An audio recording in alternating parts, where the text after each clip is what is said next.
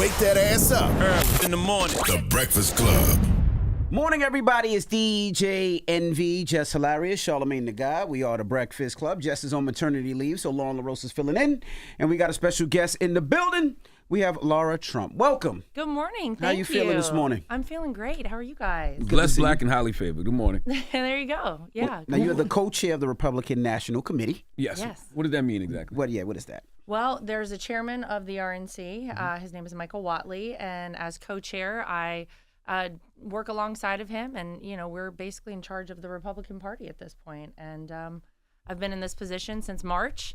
It's been a wild ride. This is probably one of the craziest times in politics anyone can remember. And so I'm honored to do it. Your father-in-law has a lot to do with that.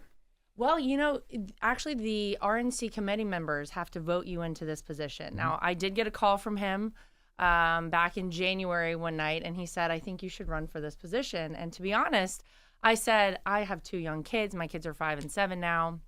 I have a lot of personal endeavors that, you know, I have underway as well. I said, I don't know if this is the job for me right now, knowing how big this election was going to be, knowing what laid ahead of me. But he convinced me to run for it, and then the committee members at the RNC voted me into this position, and I'm honored to do it. Have you been a lifelong Republican? Or? You know, I would say yes. I've always voted Republican, but, you know, politics were never a big thing discussed in my household when I was growing up. I grew up in southeastern North Carolina, and, you know, I think that naturally I gravitated towards more conservative values, but we never really discussed it. But yeah, I've always voted Republican. But let's go back a little bit. Let's find out who Laura Trump is. So Okay. you're married to Trump's son, Eric. Yes. Where did you guys meet? And, you know, explain that. Break that down so people know your history and where you came from and how you got into politics. Yeah, 'Cause politics wasn't your thing at first. No, well, it wasn't anyone's thing with the last name Trump, if we're all honest, for a long time. I grew up in southeastern North Carolina, like I said, and I moved here. I moved to New York in 2007. I actually moved here to go to culinary school. Okay. Of all things. So you're a chef. You can chef it up. Yeah, well, now don't ask my husband because he gives me a hard time about this. I'm technically a pastry chef. I went to the French culinary. Oh, French culinary. Yeah. So you can only cook the pastries, not the other stuff. Well, I can. Like, he won't starve, but that's not really your thing. Well, now he gives me a hard time because I used to make him like ice cream cakes. I'd make the ice cream from scratch, the whole thing from scratch.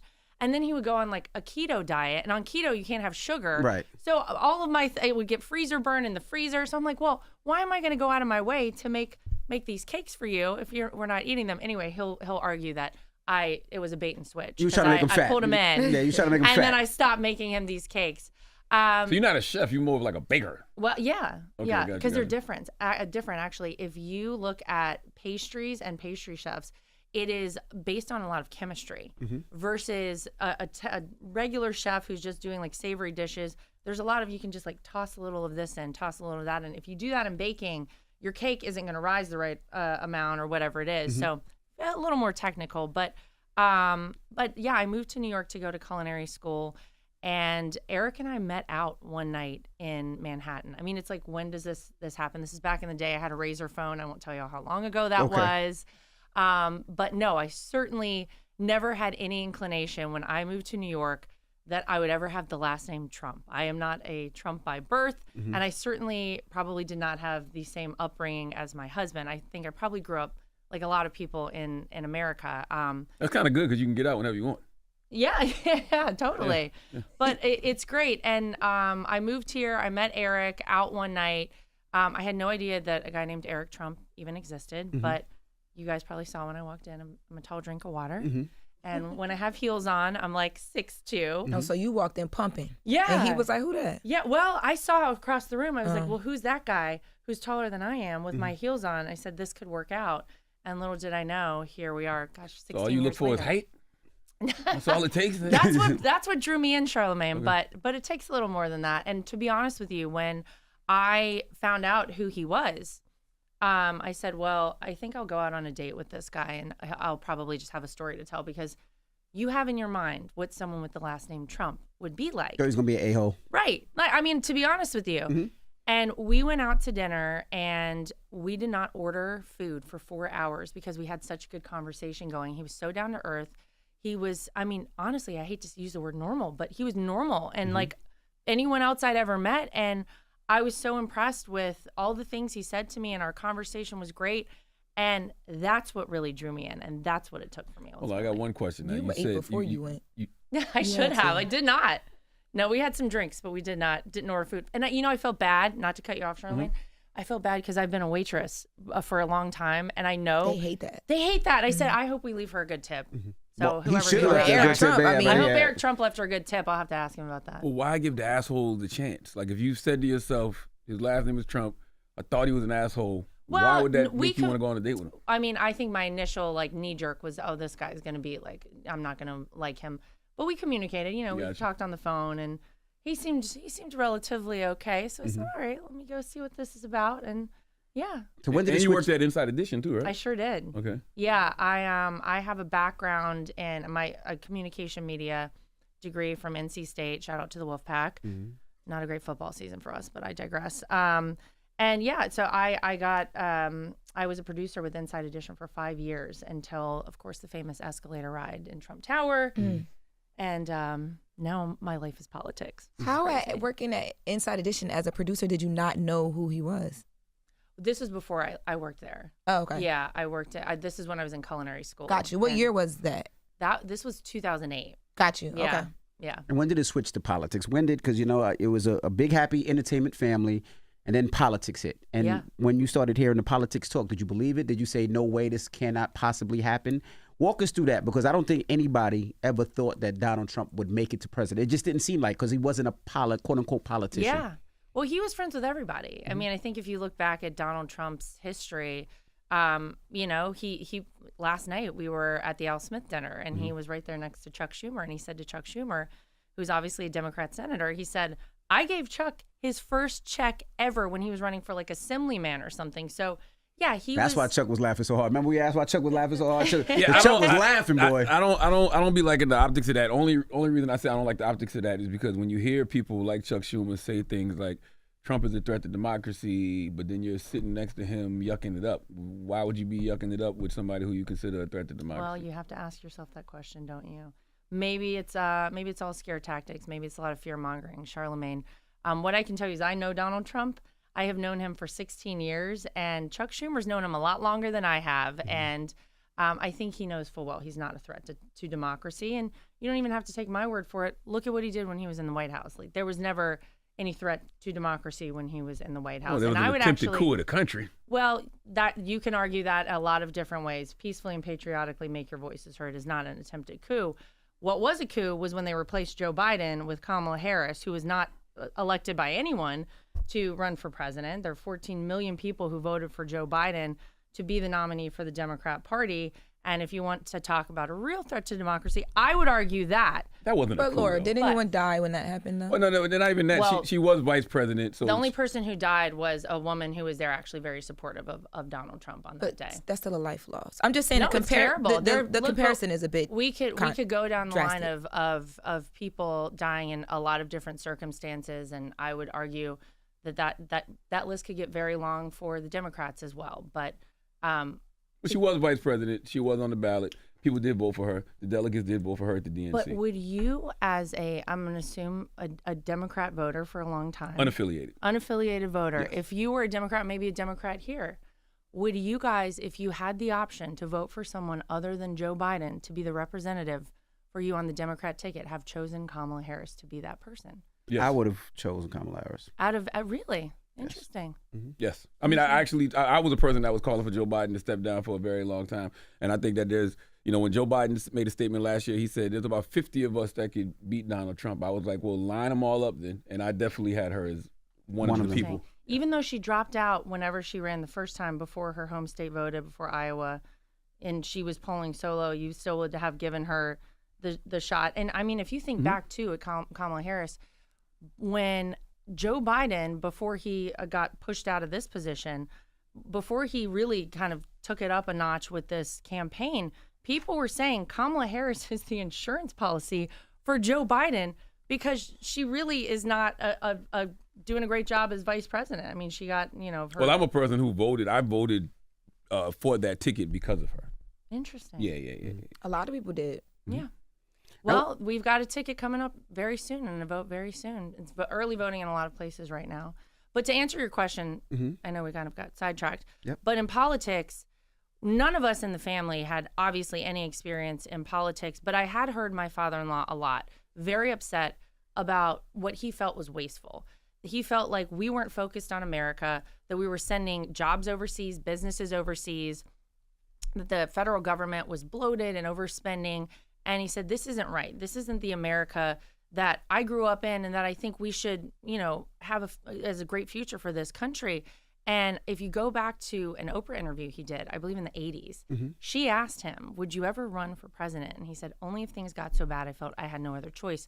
And I feel like he thought the country really was on a bad path and he wanted to help bring it back. And so right before his famous golden escalator ride, we actually all sat down as a family. And I'll never forget this because it was one of those moments where looking back, I say, gosh, he really had such good insight into what was about to happen. We all sat down as a family for dinner and he talked us through, I want to do this. This is definitely something that is real. But if I do this the right way, if I do what is needed and I call the people out who need to be called out and expose the things that need to be exposed, they're going to come after us. And it's not just me, it's the whole family. And I think you guys need to really appreciate that. And I need you to understand that and make sure everybody feels good about it. And of course we were like, well, yeah, like how bad could it be? But the foresight he had into what we've seen happen to this man, and I don't think anyone can argue if his name wasn't Donald Trump and he had never run for politics. I mean, you would never have seen any of the crazy things happen to him that have. So that was sort of where we all kind of got our intro into politics. I didn't become part of things really until I flew down to North Carolina in August of 2016 for a rally with my father-in-law to my hometown in Wilmington. And one thing led to another, and he told me that I was going to be responsible for winning him my home state of North Carolina in the 2016 election. And as a person who had no idea what I was doing in politics, I said, I better learn pretty quickly and get to work. And so that's what I did. At that dinner, I wonder what he question about learned that. from the first time he ran. Hold on, so I just want to know, at that dinner, did y'all say, you know what, well, let's put all our dirt on the table right now because you know they're going to be coming at you. You know press is going to try anything that you guys have ever done. If you guys have stolen a Snicker bar from a store, they're going to come at that. Was that the dinner where you said, well, let's put everything on the table so we know what they're going to be attacking, or that never happened? I'll be really honest. We really didn't have a lot to put on that table. And if you think that I'm lying, you really believe that anybody in the Trump family with the Trump last name wouldn't have had any and everything exposed by now? No, I mean, I think we naively thought, look, if you have good intentions and you do the right things and you're a good person, then, if Donald Trump became president, I think we all thought after he won in 2016, oh, well, then all the craziness will stop. Everybody will rally behind the person who's president of the United States because we should all want our president to be successful. That is success for America. And obviously, we were very wrong about that. Well, what is he? Well, two things. Well, I want to go back to one thing first. I wonder what he learned from his 2000 campaign. 2016 campaign? Well, he ran in 2000 too, officially. Oh, yeah. I haven't actually talked to him about that. Yeah. That's a good question. I mean, I just brought that up because you said that when you talked about the vice president's campaign in 2020, sometimes campaigns aren't successful. Joe Yeah. Biden ran a bunch of times before he actually he sure won. did. Trump ran before he actually won. That's why I brought that up. Well, I don't know if he officially 2000. ran. In 2000 he did. Well, if he did, it didn't go very far from my memory. I don't know that That's there my was point. any official announcement as far as I know. But look, I think he felt the right time was 2016. I think he looked at what was going on. And this is a businessman. And I think a lot of what he did that was very beneficial to this country has to do with businesses, with the economy, with jobs. Those were things that were really important to him. And you hear him talk about it now. He recently was talking about tariffs and how he wants to apply tariffs to countries who are, it's really awful to see how so many jobs, factories have gone overseas. We want to see made in the USA on more. And you saw that happening when he was in the White House. You saw more people employed in this country than we've ever had employed in the history of America. You had more money in your pocket. You had inflation at 1.9%. It was a very different feeling when he was in the White House. And I think that's why you're seeing such great support for this man. You don't have to love everything he says. You don't have to love everything he posts on X or Truth Social or whatever. But you do have to be honest that your life probably felt a lot better with Donald Trump in the White House. And I think that that's one of the reasons that he's working so hard because he knows he can do the job. He did it one time before. Question: why are tariffs considered good business when we know that it's going to cause the cost of typical American household items to go up significantly? Well, he like explained a bunch this. of economists say that it'll cost the average American $2,600 extra a year. I think that he explained this the other day when he was sitting down with, I believe it was Bloomberg, that, look, the reality is that it's going to force people to bring their companies back to the United States. And he really believes that. But it's going to hurt a lot of American citizens in the process of that, because it's not like these companies are do it going to turn up overnight. and I don't change think so. come back overnight. Well, let's talk. I mean, if you want to talk about hurting American citizens, the first thing that Joe Biden and Kamala Harris did, their first executive order in the White House, shutting down the Keystone XL pipeline. That was something that gave us our energy independence. It was so bad for America. That drove up gas prices. That caused inflation to continue to go sky high. It enriched our adversaries like Russia and Iran, because now they were supplying oil for the rest of the world instead of the United States. It put us in such a weakened state. So, we want to drill, baby, drill. That's what Donald Trump always says. We have so much liquid gold. Biden has drilled more than Trump. Underneath our, why did he shut down the Keystone XL pipeline? I have no idea, but Biden, Why has did he drilled drain more our than Trump. Though. strategic petroleum reserves, which are actually supposed to be used for emergency situations, for war times? The things But that has Biden drilled more than Trump? I don't believe that's true. Yeah, that's a fact. Where? You can look it up. It's on Google. He's drilled more than Trump. Okay. Yeah. I don't believe that's true at all. And It is. Okay. Yeah. But Donald Trump was obviously a proponent of being energy independent and energy dominant as a country, and we are not right now. And that puts us in a very weakened state. And you would not have seen the issue in the Middle East right now, and you likely wouldn't have seen the issue with Russia and Ukraine had those countries, had Iran not had the funding and the money coming in from the oil, had Russia not had the funding and the money coming in from the oil. It's a terrible thing to see. And so, I think that you can look at a lot of things and second guess them with Donald Trump and say, well, what about this? What about that? Think about how it felt. Think about how much more money you had in your pocket. Think about so many people were finally able to go on a vacation for the first time when he was in the White House. And those are real tangible things. And right now, life is very hard for so many people in this country. I travel all over the place, and I constantly am in airports and restaurants, and I constantly am approached by people who say, I cannot afford not to vote for Donald Trump. And I think they really mean that. Whether you look at our southern border, the influx of people who've come in this country, it's detrimental to so many aspects of our society. It's something that we've spent so much money on. Here in New York, $12 billion over 3 years. It's costing the city of New York to house illegal immigrants. And so I think whenever push comes to shove, and we're looking at this election right now, there's so many people who might not love everything Donald Trump's ever said, but they certainly want to go vote for him because they want their life back. They want more money in their pocket, and they want a safer community, and they want peace agreements. There's a lot of people that say that, Hold on, real quick. I do want to just note that inflation is down, though. It's coming down. It's like the 2.5%. It's coming it's just down, that the but prices it's not are still down. so elevated. But wage growth has not kept up with the rise in inflation, and it's causing people to really hurt around this country. They really can't make their basic ends meet right now. I mean, inflations are down, but the prices are up. I mean, whose fault is that? That's more so the corporations than it is government.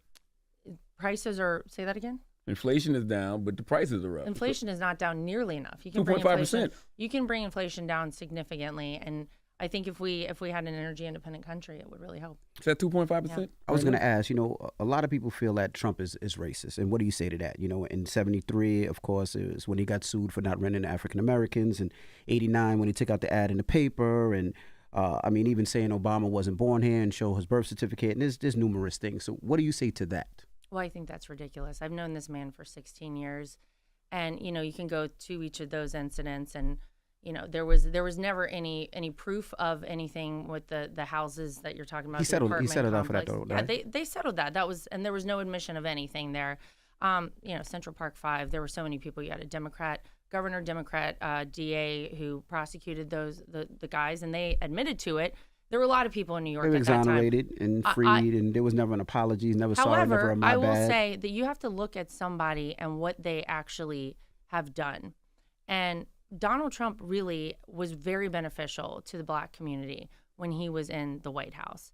I will say I've never seen this man say a racist thing. I think the attacks are fairly. Why is that funny, Charlamagne? I'm just like, It's hysterical. But I mean, But no, because Charlamagne, people act like listen. there's no such thing as Google, or we don't have TV, we don't Well, have what is radio. it that you think that he said? When Mexico sends its people, they're not sending their best. They're bringing drugs, they're bringing crime, they're rapists. This morning, a bitter backlash after President Trump referred to Haiti and African nations as S-hole countries during a meeting on immigration Thursday. This remark by the President of the United States smacks of blatant racism. Here's what I'll say.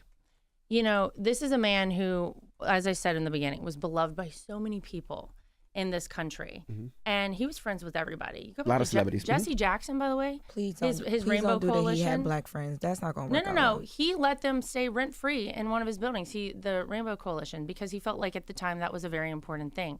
You can go pick apart somebody all you want. It is a traditional talking point to attack Republicans, to call them racist. But when you look at the things that he wants for this country, he wants every person to be successful. He wants Black Americans to be successful, Hispanic Americans to be successful, women to be successful. And he worked that way when he was in the White House. And whether you want to talk about actually funding in perpetuity historically Black colleges and universities, whether you want to talk about the First Step Act that allowed 30,000 nonviolent felons to be released from prison, who the 1994 crime bill actually put in prison, these are things that really have, I feel like, spoken to a lot of people. But more so than anything, the economy right now is such that I don't care who you are. It is hurting you, and it is something that he wants to fix. He wants every American to have their shot at the American dream. And, you know, I hate that that is the constant knee jerk is Donald Trump is a racist, Donald Trump is a racist.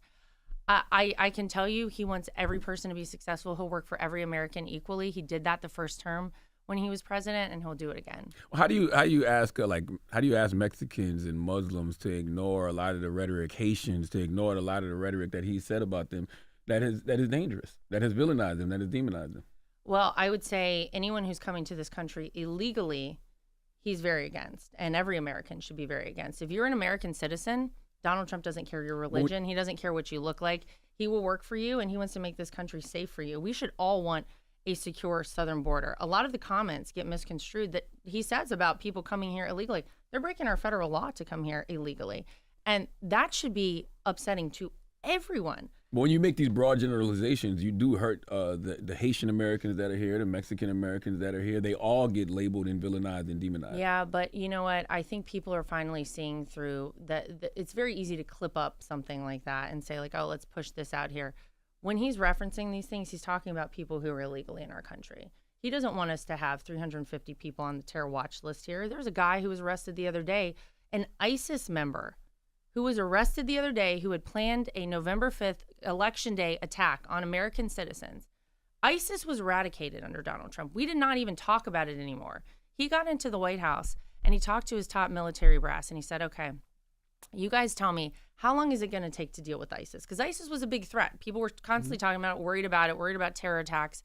And they said, sir, it's going to take us a couple years maybe. You know, we have to call the White House every time we want to have some big operation. And he said, how about this? You guys just go do whatever it is you need to do. You don't need to call me. You guys are the experts. I'm not a military expert. You take care of it and let's see what happens. 4 weeks, ISIS was gone. The fact that we're talking about ISIS back in the here in the United States of America, an ISIS member should terrify everybody. The open border has been a disaster. So yeah, he's upset about it. And yes, he says things about people coming here illegally, and rightly so. And you and I, as American citizens, should be the ones absolutely infuriated that this has been allowed to happen. I agree with you. The border is a disaster. I feel like the border is a bipartisan issue, though, because the border has been terrible under multiple administrations. Well, we had the lowest border crossings when Donald Trump was in the White House that we've ever had. Yes, but I still feel like it's going to take some bipartisan legislation, you know, to actually fix things at the border. You can't do Totally executive agree. orders. You can't do that. So Yeah. how come they can't come to terms on that? And why did Donald Trump shoot down what they said was one of the most comprehensive bipartisan border bills that If you actually they ever read, created? if you actually read what was in there, there was like $60 billion for Ukraine. There were so many issues with that. It would allow 1.8 million illegal immigrants into our country a year. I mean, it was nonsense, honestly, Charlamagne. And we should all want a secure southern border. It's why Donald Trump built over 500 miles of border wall when he was in office. And, I went down to the border wall and I saw it with my own eyes. I went down to Yuma, Arizona about a month ago. And to talk to the people in those communities, look, they say now every state is a border state because of this. The people who live in Yuma, Arizona are being so negatively impacted. If you're a pregnant woman in Yuma, Arizona, they kind of say, you may not want to plan to have a baby in our hospitals here because they're so overrun taking care of people who cross the border. It's dangerous. They say a third of women are sexually assaulted. The people there told me it's probably closer to 50% who come up over the southern border. So it's terrible for them.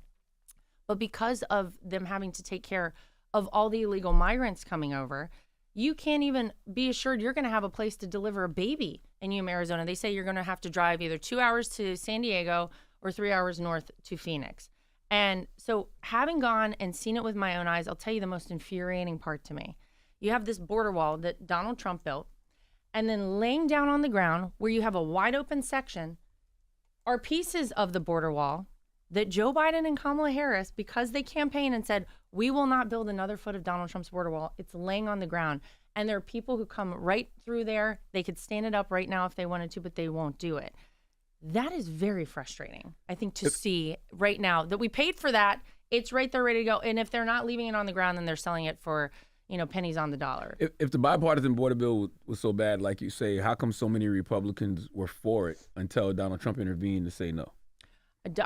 I don't think Donald Trump intervened at all. He's not in elected office right now, and he literally told them not to do it. That I don't think that's true. But I also What do you mean? No. Well, ask Donald Trump yourself. He will tell you. That's a good question. I wonder for you, how tough is it having the last name Trump? Because you are the co-chair of the RNC. Mm-hmm. You do have the last name Trump. We know you're the daughter-in-law. How hard is it for you to have to always answer questions about Donald Trump? Well, nothing prepares you for this. I can tell you, growing up where I did, I would have never expected to have the last name Trump. I certainly would have never expected to be involved in all of this. And yeah, sometimes it's challenging, but I'll tell you, I really believe when history looks back on this man, this is a man who never needed this job. You have to think back, like we were talking about before, Donald Trump was beloved by so many. He really got involved in politics because he felt he could make a positive difference. Mm-hmm.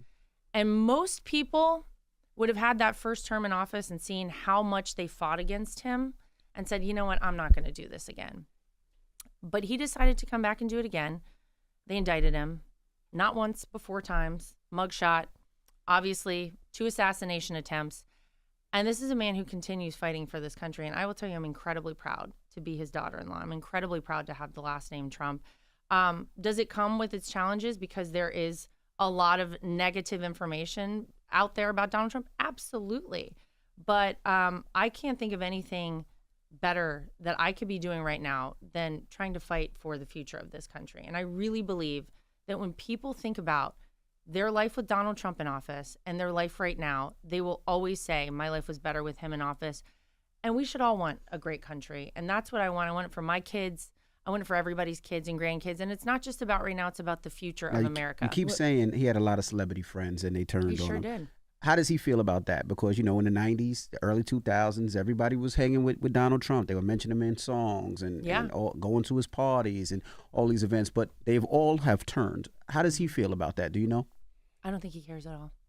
I think he knows what he's doing is so important right now. And to kind of finish my point, I think when history looks back on this man, he will truly go down as one of the greatest presidents this country's ever had. He put so much on the line. Look, he's lost zeros off the back of his net worth. He's the only president to donate his salary every quarter. He came out of the White House with less money than he went in. And he does it because he loves this country. And he really does want to see us successful. We are the superpower of the world. That is such a huge deal. But things are going in the wrong way in a lot of different aspects. And I think one of the scariest things to him right now is nuclear war. He talks about it all the time, that it is a real possibility right now. You have Russia, you have Iran, you have a lot of bad actors out there who are chomping at the bit. They saw the way we exited from Afghanistan. They see the weakness right now in this White House. And, you want a strong president because you want peace through strength. And that's what we had. He was the only president in 82 years not to have a new war under his leadership. Now that back. What you just said just now about the nuclear war is something I agree with. I feel like there is too much casual conversation about nuclear war from a lot of different world leaders, and I don't think we're discussing it enough. Yeah. That I agree with you. It's terrifying. And there are a lot of people out there right now who aren't even thinking about this. But imagine the United States gets into World War III, and we indeed would be sucked right into it. The people, our young men and women in this country are going to be sent overseas, and it is going to be horrific. And on top of that, it won't be like any war we have ever seen ever in the history of the world, because nuclear is absolutely terrifying. It would destroy the world. It's going to last an hour. Yeah.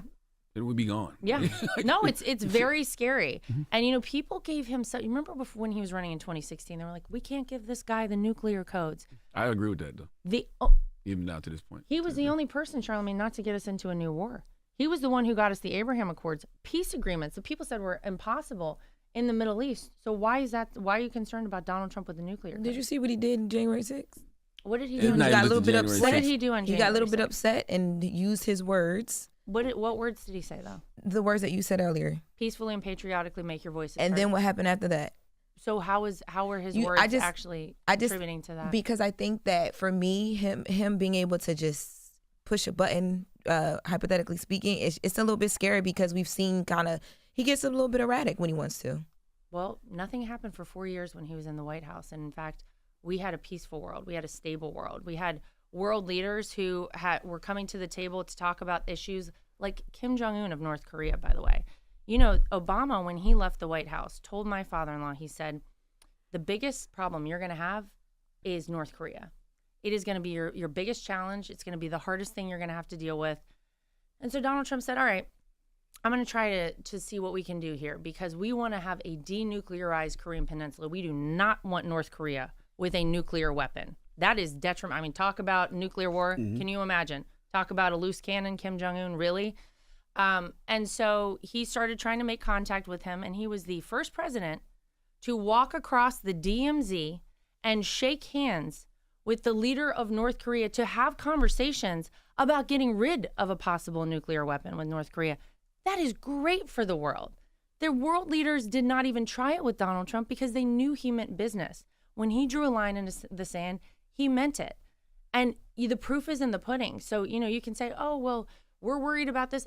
You had 4 years. You had no new wars. You had peace agreements instead of wars breaking out in the Middle East.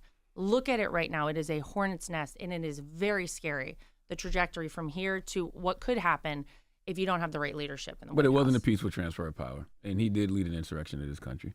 And I know you keep saying the thing about the peace and patriotic part, but he also said He offered National Guard troops to Nancy Pelosi. She didn't want to take it. Look, here's what I But can he also tell you. said we fight like hell. And we fight. We fight like hell. And if you don't fight like hell, you're not going to have a country anymore. And if you don't fight like hell, Okay, Charlamagne, you're not going to have a country anymore. Every politician, when you go out on the stump, Even after he got talks shot at, which about- was terrible, first thing he did when he stood up was say, fight, fight, fight. Fight who?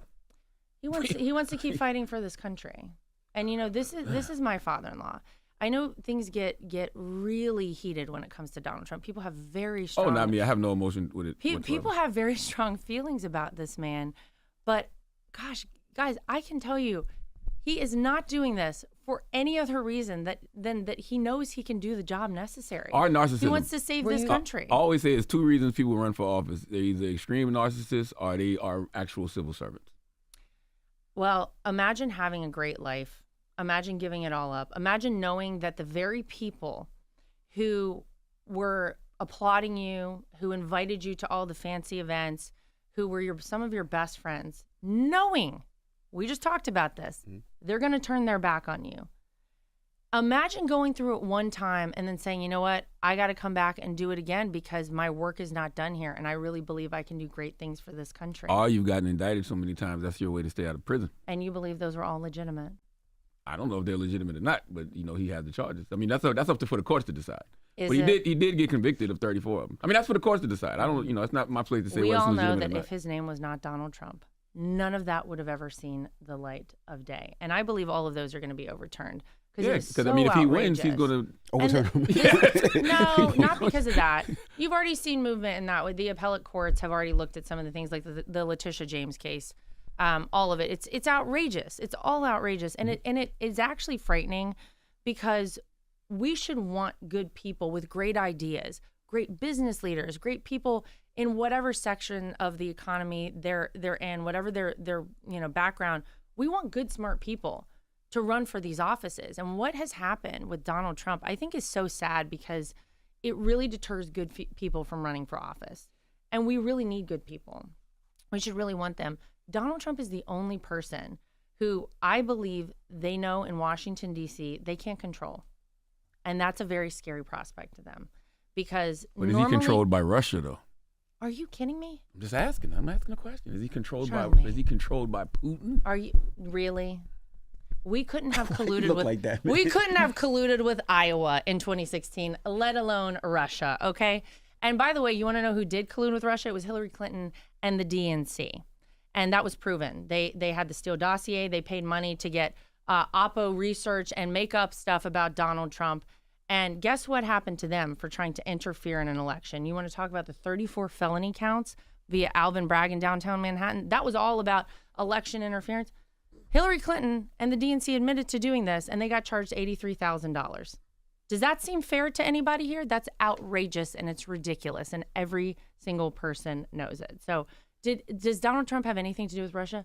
No, you know what he wants to do with Russia? He wants to get along with Russia so that we don't have wars in Europe right now. That's what he would like to see happen. Now, his life has been threatened twice in a possibility, right? Because the other ones, they say whatever. So we'll say 3 times. Do you think it was because of his rhetoric, or do you think it's because of the Democrats' rhetoric? Why do you think his life keeps getting threatened like the way that it is? We've never seen this ever in life, and it seems like his life should be protected a lot better than that, especially with Secret Service. Well, so what is your thoughts on that? That's very nice. I agree with you. I think that when Donald Trump came down that escalator, he was different. He came right out of the gate and started saying things that upset some people. But a lot of Americans resonated with that, and they said, wait a minute, this guy kind of talks like I talk. And I appreciate some of the things he's saying. He did kill the language of politics. I agree with that. Yeah, he's changed the landscape of politics. And whether you like Donald Trump or you don't, you probably are more invested in politics now than you ever could have imagined because of him. I do think that whenever you have people out there who constantly talk about, we need to take this guy out, he's a threat to democracy, he's this, that, and the other, and you demonize someone so much over and over and over. Well, his running mate called him Hitler. Again. J.D. Vance said he's Hitler. He's admitted that obviously he was wrong. He was misled. Here's the thing. That rhetoric would get you killed, though. I can imagine if I got my information from the wrong news outlets, that I would probably hate Donald Trump too. But I actually know him. And I'm his daughter-in-law, and I'm part of this family, and I know what he goes through on a daily basis, and I know what he wants to do for this country. The reason why do I think people have tried to assassinate him? Mm-hmm. I can only assume it's because they don't want him to become president. And I can take that a lot of different ways. I can tell you that, being part of this family and seeing what this man has gone through, I give him so much credit. Most people, you get one assassination attempt, you're probably out. Donald Trump is still there, going strong, and he said nothing will ever stop him. You never wanted, after that first attempt, just removing the, like the business or the work of the job. As his daughter-in-law, who you have children, that's their granddad, you never wanted him to just not continue. Well, it's not my decision. It's his decision. I mean, do I think about it? Yeah. My kids were actually watching that. We had that on at our house whenever. What did they say? Well, I tried to kind of distract them from it, change the channel where they were. But they want to know, why would somebody try to hurt grandpa? What happened? Why did somebody do that? And that's a tough one. When your 5-year-old asks you why somebody wants to hurt grandpa, that's a tough one. And, one day they'll be old enough to understand that. But, we all worry about him all the time. When you hear Trump say things like he wants to terminate the Constitution, to overthrow the results of an election, what do you think about it? When did Donald Trump say that? Oh, my God. He said it on Truth Social. It's the oath of office every president takes. Former President Trump is now taking aim at this founding document. A post from Trump suggesting the possible termination of parts of the Constitution and a redo of the 2020 election. That's not what he said. Donald Trump is a strong supporter of the United States Constitution, and he wants free, fair, and transparent elections, and he wants every American, no matter how you vote, he said it. to have your opportunity to vote, and only legal votes counted. What did you think when he said he had every right to interfere in the 2020 election? Whoever heard you get indicted for interfering with a presidential election where you have every right to do it. I think whenever you are the commander in chief and you're the leader of this country, you should have every American feeling very comfortable that their vote mattered and their vote counted. And the problem with 2020 is that that was such a crazy election. You had COVID, you had people boarding up windows, places. You had a lot of people with a lot of questions, and those questions never got answered. And instead of actually getting to a place where we could answer those, everybody's like, well, we just got to move on. And so it is his duty, I think, to make sure that everybody feels like their vote was counted. And that's what he was trying to accomplish. Yeah, but if you're getting asked about, your indictment for interfering with the presidential election, your response shouldn't be, I had every right to do that. Your indictment meaning the Alvin Bragg? No, he got indicted for interfering with the election. So when you're asked about that by NBC, I think it was NBC News. I forgot who it was. He was doing an interview with. Oh, it was with Fox News. When you're asked that question, I don't think your response should be, I had every right to do it. Well, that was his response, but I tell you what he was trying to do. He was trying to make sure everybody had their vote counted, for sure. And I understand why you support, your father-in-law. That's your father-in-law. You're the co-chair of the RNC. But his policies, especially towards women, they absolutely take away rights from women. What do you think about that? How's that? What do you mean? Which rights? The Roe v. Wade being overturned, women's reproductive rights. Because for 54 years, they were trying to get Roe v. Wade terminated, and I did it. And I'm proud to have done it. Like, what are we talking So about? here's the thing that's been very interesting to me about this entire election. It's obviously abortion has become really the number one issue of the Democrats, I think. And I think it's because they know that a lot of what they've done to this country, people are smart enough to see. Like, it's been bad. People are hurting, like we said earlier. We've already established that. You got wars, you got an open border, you got people with less money in their pocket, can't make ends meet. So what do? You say, all right, we got to go hard on abortion. What happened when the Supreme Court said we're going to get rid of Roe v. Wade is that the most democratic of things happened, which is that this went back to the states so that we, the people, actually have the opportunity in our respective states to vote on it. Donald Trump has said he will not sign a federal abortion ban. This should be out of the hands of the federal government. And actually, it's a great thing so that here in New York, there might be a vote that is very different than what they might have in Alabama or California or Nevada.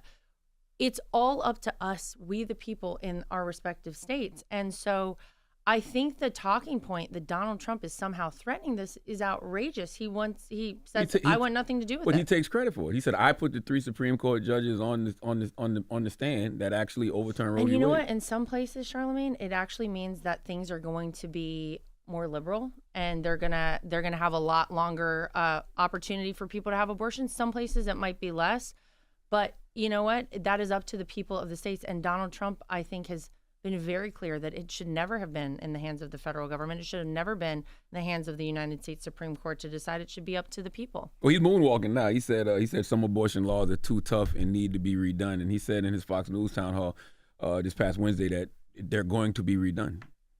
Well, he said they're too tough. Well, I think that's up to the states, and the states have to vote on it. But he said, I want nothing to do with it. And by the way, while we're on the topic, IVF, something that they've also lied about and said Donald Trump does not want IVF. He is 100% in favor of IVF. He wants more babies, not fewer. And it's sad because that talking point has really taken over things, and people are, convinced of, Donald Trump, as you're saying, is a threat to women's rights. He's not at all. He wants you to decide in your state how you want things to look, and he wants to take his hands off of it. I mean, if you're taking credit for the Supreme Court justices that overturned Roe v. Wade. But isn't that good so that we can just send it back and we can all vote on it? No, I don't think. No, I think anytime, you'd rather you want more federal government involved in everything? I think anytime you take away people's power of choice, that's not good on any level. Well, it's up to us to decide. So everybody get out and vote. Donald Trump always talks about fake news, right? Mm-hmm. And recently, me and my co-host over here was talking about a commercial we saw, and they chopped up the commercial and put it out. It was fake news, and it was showing that we were going against Kamala Harris and supporting Donald Trump. Oh, you guys here. Yes. Did you see the commercial? I know what you're talking about. It's been all over TV ads. So what do you say about something like that that's fake news that we see so much that was literally cut up and spliced and made look that was totally not what it was? Well, I haven't seen that one. I know what you're talking. I know what you're referencing. Mm-hmm. I haven't seen that one, so I can't really opine on that. But you're saying that not everybody does that? No, it's fake news. I'm just asking. It's just weird to throw it out there and talk about fake news, but that was totally fake, and it just seemed totally falsified. Well, I would like if you want to pull it up, I'll take a look at it. But that's all right. I haven't seen that one. Do you listen to the show? I do sometimes. So Charlemagne has probably given Donald Trump donkey today, the most donkey out of everybody. I'm fair and balanced, though. I give everybody it's an donkey. accolade, so thank you, I'm fair and Charlamagne. balanced. I give all elected officials donkey today. Yeah. He just gets it a little more. Well, I like that you say that you're independent. Yeah. Yeah, that you're not affiliated with any party. Nope. That's cool. I like that. Mm-hmm. You go based on policy, and I think there are a lot of people out there who feel that way right now. I mean, you've seen a mass exodus of voters from the Democrat Party. You have actually more people in America right now. I think that's a little overstated, though. No, there are more people in America in polling right now who consider themselves to be Republicans than Democrats. But I think that we all know that this election and all elections come down to independent voters. So we're working hard for your vote, Charlamagne. You're not getting it. I'm voting for Kamala Harris. I don't know. How much longer do we have? How much longer do we have? And Trump wants to jail journalists. I'm a radio personality. We wouldn't even have jobs, would we? That's what they said, that he wants to break up media monopolies. No. Forget the media monopolies. He said out of his mouth. He said it numerous times. He was with, I think he was sitting with Ben Shapiro the other day, and he was like, watch what I do. I think it was with the New York Times. He said, watch what I do to them. He said he wanted to take CBS News license. He literally said he wants to jail journalists who oppose him. And you believe that? Did he jail journalists whenever he was in the White House? So why are you before? saying? My thing is this: why say things that he doesn't believe if he doesn't want us to believe him? Well, I would have to actually hear him say that. Take the writer and or the publisher of the paper, and you say, who is the leaker? And they say, we're not going to tell you. They say, it's okay, you're going to jail. You may have heard of something as called sarcasm, and Donald Trump operates in that quite a bit. And sometimes the things that he says, I think, get misconstrued. He's being sarcastic about things and joking about a lot of things, and then people say, "Wait a minute, he says this, that, and the other." But he's running for president. But I gotta believe the words that come out of your mouth. And by the way, Donald Trump is he hates the term politician. He still does not want to consider himself a politician, albeit he's been president obviously for 4 years. So there's so many. Just real quick, I was going to pull up the clip of him that Charlamagne was talking about. So I typed in Donald Trump threatens to jail journalists, and it's like Donald Trump threatens to jail political opponents. Donald Trump threatens to jail election officials. Not like he definitely threatened to jail political opponents. It's just so many things just thrown out there. When he was in the White House, and there was a lot of talk when he was running against Hillary Clinton about lock her up. Did he ever do that? He did not. You know why? Because he actually believes that that's a really horrible thing to do. And there's no one who's been persecuted more than this man. There's no one who's been attacked more because of politics than this man. And talk about weaponizing, the judicial system against somebody. That's Donald Trump, and he hates to see that. He hates the way that that's happened. I think it's awful. I think it's bad for this country, and so he wants to fight for equality in terms of justice. And you should never, ever be attacking and going after your political opponents using the weaponization of our justice system. It's awful. What would you like to see Trump do better? Do better? I just wish people knew the side of him that I know more, to be honest. I wish that he would allow us to showcase the Donald Trump that I get to see behind the scenes with my kids, with my family. He's one of the funniest people I have ever met. I mean, amazing. But I think the reason he doesn't do that, and the reason that he sort of shies away from that, is because he understands that when you are the leader of the free world, you have to operate from a position of power. And you want to maybe make people a little bit nervous out there, the adversaries and the allies. Because you think about when he was in office and in the White House, there was so much that was accomplished on the world stage for the United States. And I think it was very good that we had a strong leader in the White House. And so I actually think the reason he never does that is because he doesn't want to show that side of him. He likes to operate from this position of power. So if it were up to me, I would show that side of him all day, because I think you guys might actually we see the other side, because, looking out on the outside, he looks mean, right? Yeah. Grab her by the pussy, and mentally disabled and mentally impaired and a very dumb person. Okay. Now, because you said he was joking. And that's why I was asking, because you said he's just joking when he says things like that. Joe Biden became mentally impaired. Kamala was born that way. Well, I think that it would be hard to not look at what's happened in this country and imagine that somebody was truly able to execute things well and is a very smart, very bright person. If your job, and I know she doesn't want this label as borders are, but your job was to deal with the southern border, and we have had... Well, actually, her job was to get to the root of the issues at So the how did southern she border. do She's that? not the head. And why did they repeal all of the things that Donald Trump had put in place to make sure that we did not have an influx of people coming into this country. We've had 11 million plus people illegally come into this country. Again, I just talked about 350 people on the terror watch list. You have 15,000 people who are sexual assaulters. You have had 13,000 murderers come in here. It's horrible. It's horrible for this country. So some of the things you have to ask yourself, I don't know, how smart can a person be if this is the way that they are operating? And I think that's his whole point. We want somebody who's going to do the job and do it well. And the proof is in the pudding. You had Donald Trump for 4 years. You saw how he did the job. You saw how your life was. Take a look around right now. Doesn't feel very good for many people. What do you there was a video that went viral of you and Eric when you guys were on the boat and the parade and the neo-Nazi boat pulled up and joined the parade. Oh my God, absolutely disgusting. I can tell you there was no one more upset about that boat and those people who clearly were not out there to be part of that parade. They were there to cause disruption and to try to insinuate that in some way that there's anyone out there who would agree with that. Everyone was disgusted. And actually, I think they had the cops called on them multiple times and asked to remove them from that boat parade. There's nobody who gets more upset about that than Trump supporters, because that is, it's so disgusting and so disgraceful. And obviously, everyone was very upset about that. Oh, good. A day ago, Trump's campaign said that those flying swastika flags were liberal activists. So, like, why is it that I think when things like this happen, like, you guys don't come out right away and say what you just said? You kind of let things go, and it made a lot of people upset that they didn't hear from you guys sooner. You mean denouncing the day it. of? Like, just denouncing it. Like, you came out right away and just denounced it and separated yourself from it. Why doesn't that happen? Well, as soon as anyone's asked about it, I think we do. I'm not going to draw attention to these people. It was super viral, though. And I know you know online because you just did the Taylor Swift thing.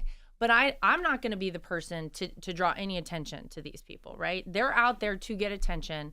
And if someone is asked about it, then obviously we're going to denounce it immediately. And it's disgraceful. But see, it's frustrating that, so do you think that, like, we really agree with that on any level, and that there's some, like, room we're trying to give for these people? Because we're not. And Donald Trump was the first to say it. And while we're talking about things with Donald Trump, your father-in-law does take a long time to denounce white supremacists. And he's dismissing it by calling them David liberal Duke, activists. 3 days after white supremacists marched in the streets, the president is now back to square one, again blaming all sides. You had a group on one side that was bad, and you had a group on the other side that was also very violent. I've condemned neo-Nazis. I've condemned many different groups, but not all of those people were neo-Nazis, believe me. Not all of those people were white supremacists. And you had some very bad people in that group, but you also had people that were very fine people on both sides. Absolutely not. Let me tell you, the one thing that I think is very frustrating is this talking point with Donald Trump.